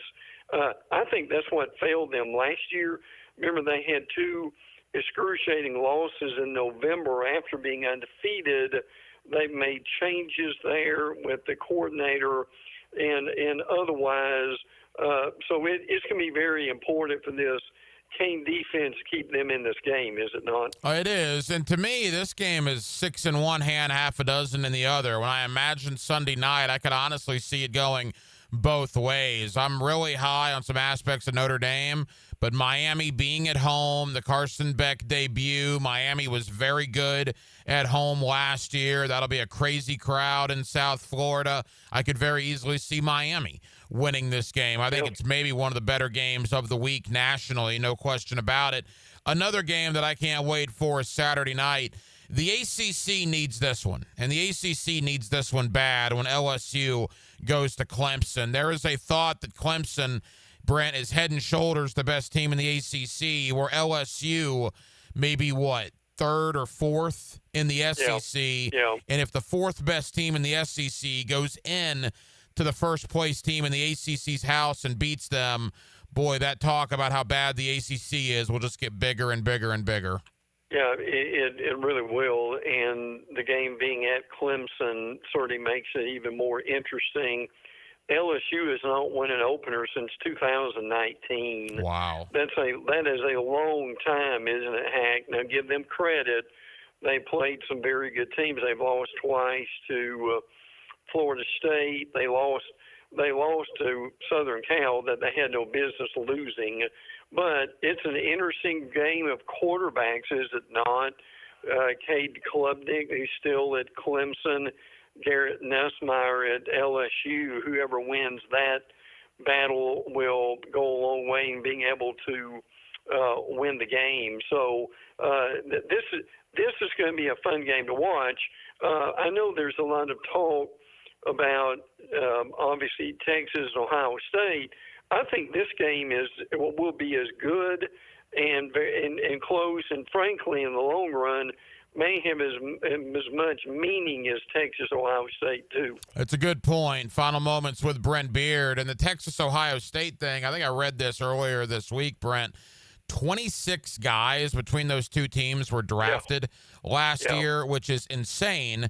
And now they're kicking off the year against each other. So who really knows what to expect? And that's not even taking into account graduation, the transfer portal. These are basically 2 different football teams, Texas and Ohio State, going at it on Saturday. Look, I love the logos. I love the rankings next to them. But we have no idea what to expect from these 2 teams. And that's why, to me, this game is so much up in the air on Saturday afternoon. Well, and one of the reasons we don't have an idea what to expect is we're not sure what to expect from the quarterbacks either, are we, Hack? I mean, now we know Arch Manning has played about 90 plays. Now that helps him. There's no doubt about that. Now, Julian Sain, if that name sounds familiar, it should, because he came from Alabama. Never did anything in Alabama. He left basically after a cup of coffee. But the game being at Ohio State certainly makes it interesting. Also, Texas not only has Arch Manning back, they've got Q Wisner also back. And they've got a really good defense. Colin Simmons, Anthony Hill, Michael Taffy, among the guys who could do a lot of damage as far as Texas is concerned. But Jeremiah Smith also comes back for Ohio State. It will be, without a doubt, one of the biggest games, frankly, not only of the week, probably of the, would you say, Hank, of the season too. Yeah, it's a big week and it's a big game, and it's, again, Texas and Ohio State, the team that is thought to be the best in the SEC coming into the year. Texas against one of, if not the best teams in the Big Ten, and Ohio State. So some massive bragging rights as well on the line. Brent, leave us with this. Florida is going to name their score against Long Island, or at least they better. Long Island University is quite frankly, a middle-of-the-pack FCS team. It's a bad opener, but Florida, again, their schedule is so hard. I don't really give them that much grief for playing this game. What are you looking for? What does Florida need to accomplish in a game like this on Saturday? I think they just need to play the first team a bit and then get them out. Now, it is one thing. Obviously, this is a game that they can win without a doubt. They've got a tougher game next week with South Florida, and then they've got the gauntlet, which is going to be really difficult, of LSU and Miami and Texas A&M. And if people haven't looked yet, 3 of those 4 are on the road. Texas is the only home game of that gauntlet. So if they're able to get some work for the quarterbacks in the game, that's going to be important. But they've also got to do all they can to protect Lagway. I think that's going to be important. He doesn't need to run a lot. But look, with who they've got in the backfield and on the offensive line and wide receiver, this is going to be one of the better offenses, frankly, in the nation. So, but Hank, I'll say this: compared to last year when you opened with Miami, I think it's a lot more important for these Gators to gain some confidence and be able to work out some of the kinks in these first 2 games before they get into that 4 that are going to determine their season. Yeah, there's no question. To me, if any Florida starter is playing in the second half on Saturday, something has gone horribly wrong. Because, again, all due respect to LIU, this is a paycheck game for them, and they're not even a good FCS program. So Florida should take care of business relatively easily. Brent Beard, you see him locally on First Coast News. You also get him weekly right here on Hacker After Dark. Brent, I know you will enjoy what is a terrific Labor Day weekend of college football. Thank you, my friend, and we'll do it again next week. Good. We'll look forward to it, bud. Take care. Baloo here for Smoonez Vision. Why Smoonez Vision? Well, I've been with Dr. Neil Smoonez now since I got back to Jacksonville in 2006. 37 years of experience he has. Smoonez Vision is a family organization that focuses on personal high-quality medical and surgical eye care. Dr. Catherine Smoonez is fellowship trained in cornea and cataract surgery and all refractive surgery. Combined, that's 30 years plus in laser eye surgery. Visit SmoonezVision.com today. Care you can see. Call 904-500-COOL. Ideal Conditions. Do you trust the diagnostic you just got for your AC? Call Ideal Conditions now to get a free second opinion with a limited time offer of $50 off repairs of $300 or more. Just mention this station. For a limited time, we're doing $79 one-time AC tune-ups as well. Call 904-500-COOL. Honk if you see us. Call for service. Ideal Conditions. IdealConditionsJax.com. If you're 55 or older and into that whole saving money thing, T-Mobile has an exclusive phone and internet bundle just for you.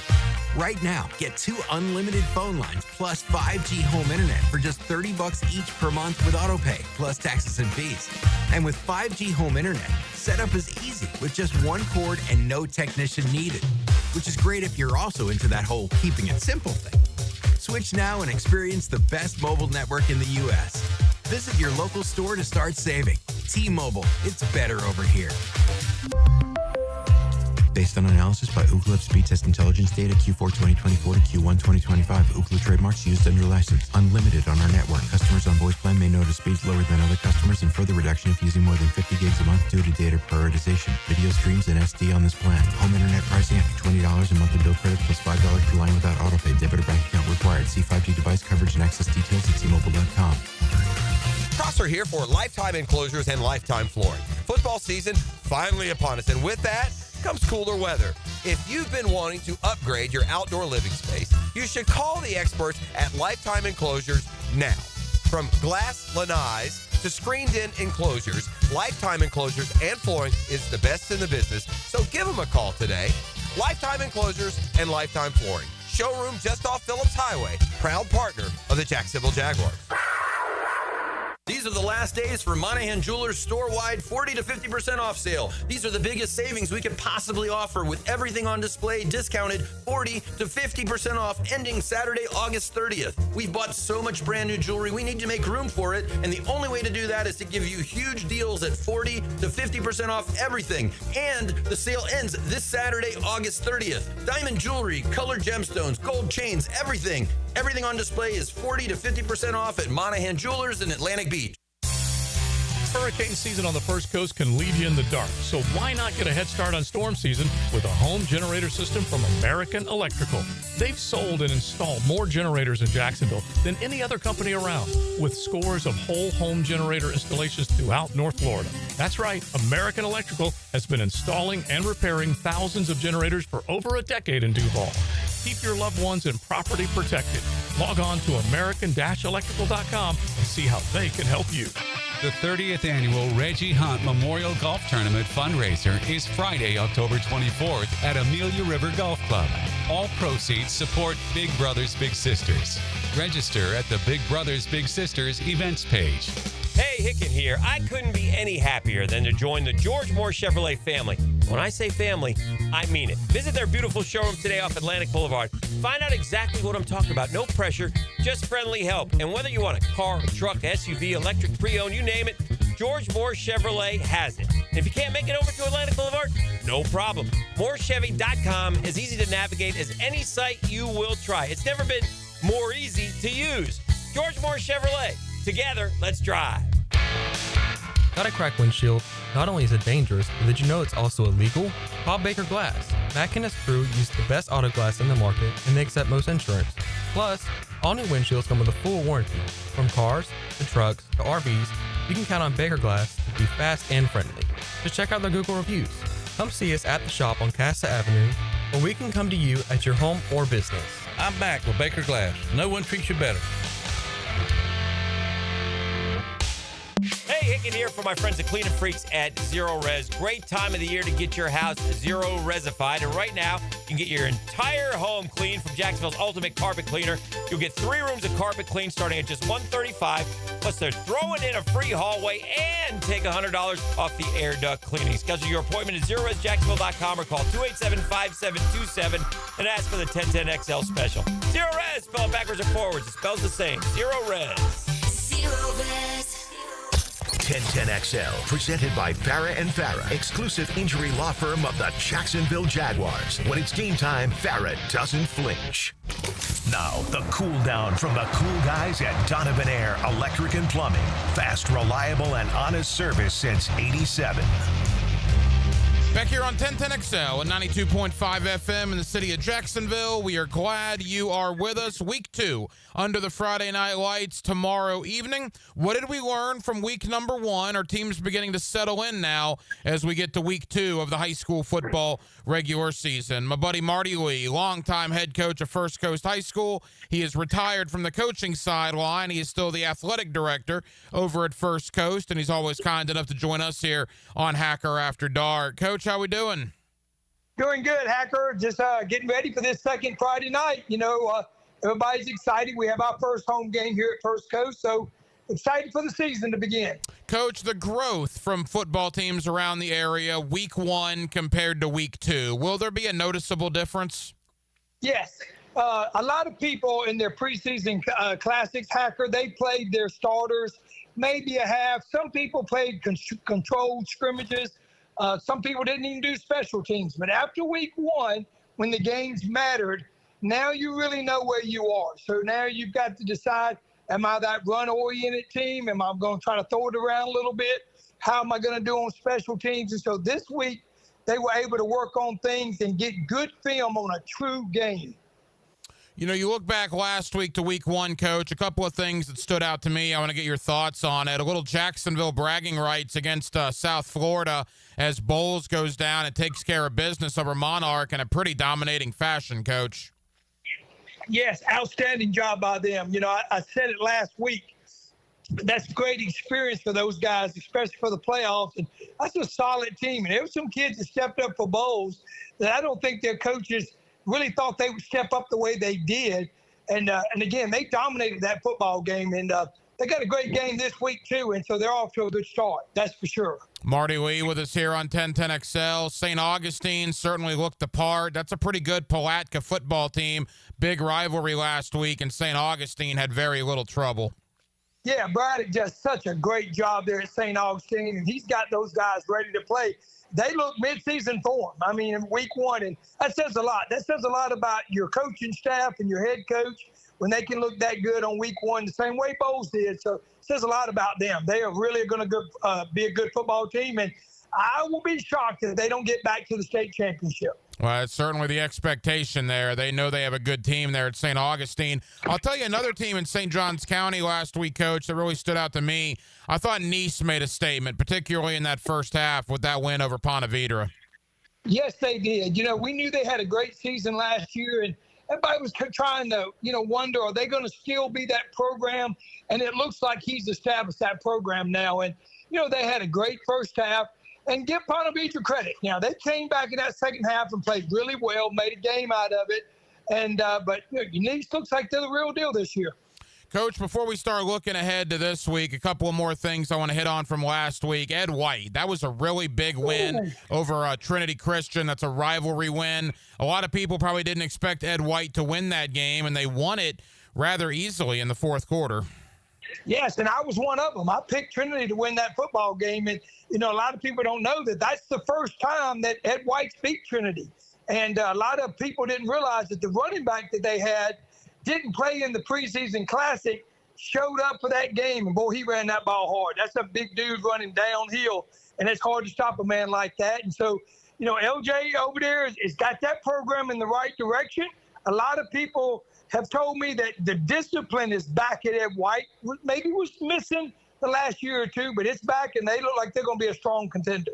Coach, final thought on last week. I'm going to give my guy Dennis Bettinger a little love out at Stanton. He got that job on July the 10th. I mean, literally got the job on July the 10th. And to be able to go out there, assemble a staff, and to actually win a football game 6 weeks later over Bishop Snyder, I thought was unbelievably impressive. Oh, yeah, very good job by Dennis. I mean, let me tell you something. When we talked over at the media day, he had to go out in the hallways and find players. They didn't even have enough kids to basically field a practice. And for him to put a coaching staff together, for him to go to Snyder and win that ball game, says a lot about them. I tell a lot of people about Stanton and Paxton. The pressure is not there to win. It's more about academics. But you got a lot of good academic kids that can play this game. And if you get somebody that loves the game, they can be respectable on Friday night. And that's what they were this past Friday. Couple of more from Marty Lee, the athletic director of First Coast High School, longtime head coach over at First Coast. He's with us here on 1010XL in Jacksonville. All right, Coach, we got 4 teams, 2 games, kind of a round robin, if you will, of 4 of the best private schools, not only in the area, but in the entire northern Florida portion. Let's begin with Bowles and Trinity Christian. This game wasn't played forever, although for the last 5 or 6 years, it's been played pretty consistently. Bowles looks awfully good. Trinity's trying to get over that loss last week. What's your thought about the Bulldogs and Trinity Christian? I'm going to tell you, you said it best, Hacker, that for a long time they didn't play. And now the last 5 years, like you said, they've been playing. It's going to be a great atmosphere. Trinity has got to bounce back. They don't have to win this game to make the playoffs. That's the good thing about these early games. A lot of people don't realize that your district games don't really start until like week 6 or 7. They found the corrections that they need to, but I'm telling you, it might be an uphill battle. Bowles is a really, really good football team, very well coached, as we've said. Their depth is very good. I think it could be an uphill battle. I think Trinity may play with them good in the first half. I think they'll pull away from them, and Bowles will probably win that ball game. You know, when you look at the other game that we're going to have on 1010 AM and 92.5 FM, we'll have Bowles Trinity Christian. We'll also have Bishop Kenny University Christian. I thought University Christian also was very impressive last week in a victory over Newberry. Bishop Kenny did not play last week. They had a bye in week 1, which was a little strange. What do you think about BK and University Christian? Well, again, it's going to be a great football game. 2 very well-coached teams. David has kind of got UC back on track and headed in the right direction. again, I think the advantage will go to UC simply because they have that first game under their belt. And there's still going to be some things that BK needs to work out, but it ought to be a good environment. It's a great football game, and again, a great game to see exactly where we are early in the season. But I think UC will pull this one out. Final moments with Marty Lee. Coach, there are some good rivalry games this week. You got Mandarin and Atlantic Coast, right? You got Jackson and Ribault. Last week, we saw some terrific rivalries with Bradford and Baker and St. Augustine and Palatka. You're the guy to ask. You've done it for a long, long time. What are some of the better rivalries that we see here in Northeast Florida? Well, like we said, we always know the Range Ribault game is a good one. It always comes down to it. That Mandarin Atlantic Coast has become something special. Atlantic Coast has only been open 10 years. And they have what they call rival week. They play volleyball, cross country. They do a lot. And that's going to be a packed house in that ball game right there. I think the Bowls in Trinity, that game has picked back up and made a lot. The Ribault Jackson game, that game is big on paper. And, when you see those games like that, it just gets you excited. People want to come see those ball games because they remember what it was like 20 years ago. You remember when you were at Wolfson, Hacker, and you played Inglewood. That was a big ball game. It may not have been for for anybody else, but for the students and the community, those were big ball games. There's no doubt about it. Yeah, whenever it was Inglewood week and back then when it was Mandarin week, it was always a little special when we were at Wolfson, no question about that. Coach, as we begin to wrap up with you, look, we talk about week 1 to week 2. Teams will begin separating themselves. Raines finally gets on the field. They weren't able to play last week. We know about the Miami Central situation, but Raines gets on the field against Sandalwood, and there's a lot of expectations for the Vikings. Yes, that's correct. And, it's unfortunate that game didn't get to be played. But this is going to be a good week for Raines. Again, the first game is always tough. Sandalwood's trying to rebound. They're been a tough situation right there. The numbers at Sandalwood are up. I spoke with him, and he's excited about where they're headed. He still thinks they're a long ways away, but that's going to be a good ball game for them over at Raines High School. And, if you listen to the social media, Hacker, there's a couple of schools right now that the parents are already on the hot seat, calling for the coaches to go. So this week, too, is going to be big for a couple of schools. If not, all of a sudden, you hear people stirring that pot. That heat's going to start boiling a little bit. So we're going to see what happens this week, too. Coach, home opener for you guys tomorrow night at First Coast. Who are you playing? What's the setup over there? We're playing Kip, and we're very excited. This will be Jarvis Parker's first home game. He learned a lot last week, going playing Decoya. And it's alumni night, and it's also Pop Warner night. So every time it's Pop Warner, it's a big night. The kids get to line up. They get to run through the tunnel. The cheerleaders get on the sideline. It's a great environment. And then to see all the old guys come back, and just see what they're doing with their lives. So it'd be a great environment here tomorrow night at First Coast High School. I will tell you this, Hacker, a lot of coaches found this out. Height does not win football games. You can win the height game, but I don't think they give you any points for that. And so now a lot of them, you cannot just rely on the social media to get a guy pumped up. You got to get him prepared, and I think a lot of schools are going to show that week too. Marty Lee, athletic director at First Coast High School. Coach, thank you as always. We'll talk again next week. I appreciate you, man.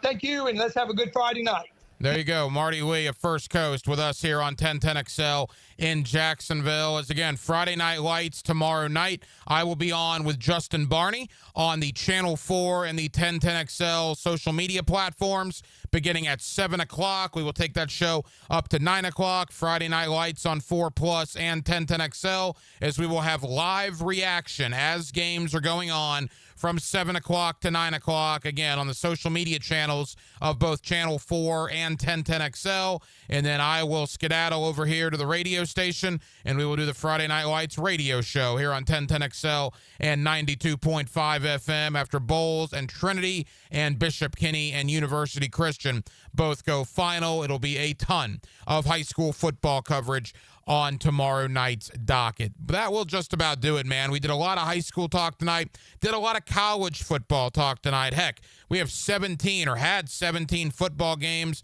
tonight. Some are still ongoing. A handful of games tomorrow. Saturday is just absolutely ridiculous. And then games on Sunday and Monday as well, as week one of the college football season has officially kicked off. Of course, we talked a lot of college football, and we still talked a lot of Jaguars. The final practice, if you will, before game week. I was down at the Miller Electric Center earlier today, taking in Jaguar practice. Had the opportunity to catch up with Jaguar offensive lineman Jonah Monheim. Really enjoyed that conversation. And the Jaguars getting ready now. A couple of days off to, decompress and then to build it back up. Beginning Monday, it will be game week, and all eyes will be pointed to that opener against the Carolina Panthers on Sunday, September the 7th.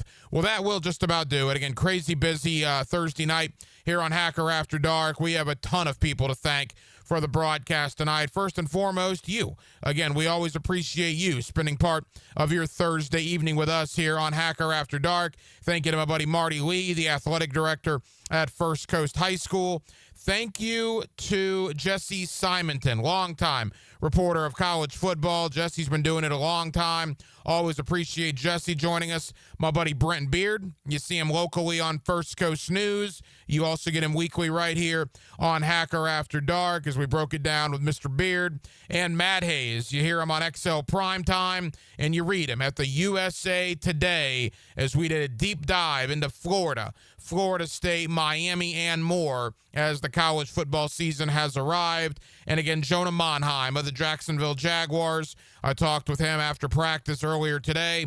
And as always, we certainly thank the Jaguar PR staff for that help they've given us all training camp long, securing those one-on-one conversations. As I mentioned, tomorrow night, Hacker After Dark will turn in to the Friday Night Lights. I'll talk to you on the streaming side, 7 o'clock to 9 o'clock, on the social media channels of both Channel 4 and 1010XL. And we'll be right back here on 1010XL and 92.5 FM tomorrow night for the Friday Night Lights postgame, following Bowles and Trinity and following Bishop Kenny and University Christian.